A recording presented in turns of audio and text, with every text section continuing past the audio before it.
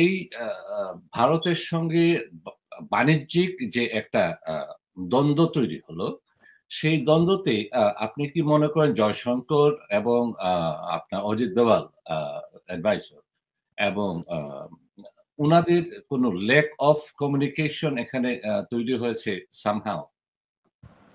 ধন্যবাদ। ভারতের যে আপনি ঠিকই বলেছেন। ভারতের পররাষ্ট্রনীতি এবং ভারতের প্রতিরক্ষা নীতি দুটোই নাজুক পর্যায়ে আছে এখন। এই নাজুক পর্যায়ের জন্য এই ২ ব্যক্তি আপনি যে উল্লেখ করলেন, ডক্টর জয়শঙ্কর যিনি এখন এক্সটার্নাল অ্যাফেয়ার্স মিনিস্টার আর অজিত দোভাল বহুদিন যাবৎ ডিফেন্স অ্যাডভাইজার মোদির, তারা ২ জনই দায়ী। এটা সারা বিশ্বের বিভিন্ন কমেন্টেটরসরাও তাই বলে। যে এই ২ জন যে রান করছে প্রতিরক্ষা নীতি এবং পররাষ্ট্র নীতি, এটা অত্যন্ত দুর্বল নীতি। তাদের এই দুর্বল নীতির ফলে ভারতের সাথে একটা প্রতিবেশী রাষ্ট্রের কোনো ভালো সম্পর্ক নাই। ভারত প্রতিবেশী ক্ষুদ্র বা অপেক্ষাকৃত কম শক্তিশালী রাষ্ট্রগুলোর সাথে গানবোট পলিটিক্স করে, গানবোট ডিপ্লোমেসি খেলে। এই গানবোট ডিপ্লোমেসির জনক হলো ডক্টর জয়শঙ্কর, আর গানবোট আপনার ডিফেন্স পলিসি বা পররাষ্ট্রনীতির জনক হলো আপনার বর্তমানে হলো অজিত দোভাল। এই ২ জনকে এর দায়ভার বহন অবশ্যই করতে হবে। এবং এর উপরে একটা জিনিস আপনি জানবেন, দ্য জিওপলিটিক্যাল কিছু ইম্পর্টেন্স থাকে। Geographical location is very important to create impact on foreign policy. আমার মনে হয় এই জায়গাটা ডক্টর জয়শঙ্করের খামতি আছে। যদিও উনি জেস্টারে ফিজিক্যাল অ্যাটিটিউড এবং ওনার লিপসিং এ বিভিন্ন সময় উনি বলতে চান যে উনি একজন ক্যারিয়ার ডিপ্লোম্যাট, আমি মনে করি উনি ফ্লপ করেছেন ফরেন পলিসি রান করতে গিয়ে। উনি জানেন না যে পাকিস্তান কত ভৌগোলিকভাবে কত সুবিধাজনক অবস্থায় আছে। পাকিস্তানের সাথে বর্ডার আছে আফগানিস্তানের, পাকিস্তানের সাথে বর্ডার আছে আপনার ইরানের। এই ২টি রাষ্ট্রেরই ওয়েস্টার্ন ওয়ার্ল্ড কনসার্ন করে মারাত্মকভাবে। আপনি আফগানিস্তান এবং ইরানকে অত্যন্ত গুরুত্ব দেয়, বর্ডার আছে ইনক্লুডিং আমেরিকা। এবং এই এবং পাকিস্তানের সাথে এই দুটো রাষ্ট্রের নিবিড় বর্ডার। তো পাকিস্তানকে তো কখনোই ওয়েস্টার্ন ওয়ার্ল্ড ইগনোর করতে পারবে না। মিলিটারি স্ট্র্যাটেজিক্যালি এটা কখনোই সম্ভব না ওয়েস্টার্ন ওয়ার্ল্ডের। তো জিওগ্রাফিক্যাল লোকেশন অনুযায়ী পাকিস্তান ভারতের চেয়ে অন্তত মিনিমাম 50 গুণ সুবিধাজনক অবস্থানে আছে।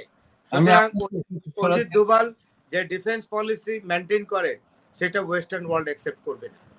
আমি আপনাকে আর খুব সংক্ষেপে আপনার উত্তরটা চাচ্ছি যে আপনি কি মনে করেন যে পাকিস্তানের সাথে আমরা জানি যে যুক্তরাষ্ট্রের অনেক দিনের লম্বা অনেক দিনের একটা সম্পর্ক, একটা টাই অ্যালাইড বলা হয় এবং রাশিয়ার সাথে ভারতের একটা সম্পর্ক আছে। আপনি কি মনে করেন যে এই ট্রেড ওয়ারে ভারত এবং রাশিয়ার সম্পর্কে কোনো ফাটল ধরবে? না, এখন মাল্টিপোলার সিস্টেম অফ ওয়ার্ল্ড। এখন কিন্তু মাল্টিপোলার ওয়ার্ল্ড অর্ডার চলছে। এখন বাইপোলার না বা ইউনিপোলারও না, এখন মাল্টিপোলার। এই মাল্টিপোলারে রাশিয়া কিন্তু একটা দেশের দিকে তাকিয়ে থাকবে না। তো সুতরাং রাশিয়া পাকিস্তানের সাথে একটা রিলেশনে যাইতেই পারে। ভারতকে একচাটিয়া ভারতের সাথে রিলেশন মেনটেন করবে না, আমি আগেই বললাম। মাল্টিপোলারে সেটা হয় না।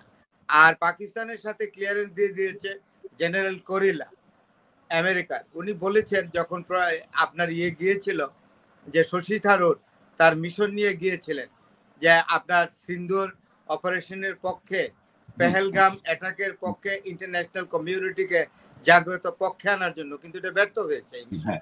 এবং ব্যর্থ যে হয়েছে এটা আমেরিকার যে নীতি ভারতের প্রতি বর্তমানে তাতেই বোঝা যাচ্ছে। সেখানে আমি শেষ করি, এই যে মাইকেল কোরিলা আমেরিকার মিলিটারি পার্সোনাল জেনারেল মাইকেল কোরিলা স্পষ্ট করেছেন যে আপনারা যাই বলুন না কেন, পাকিস্তান হলো আমেরিকার সাথে পাকিস্তানের একটা সম্পর্ক আছে।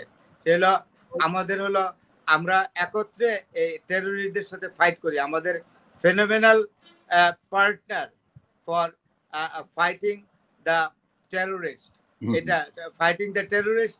সুতরাং আমরা পাকিস্তানকে কখনো ইগনোর করতে পারবো না।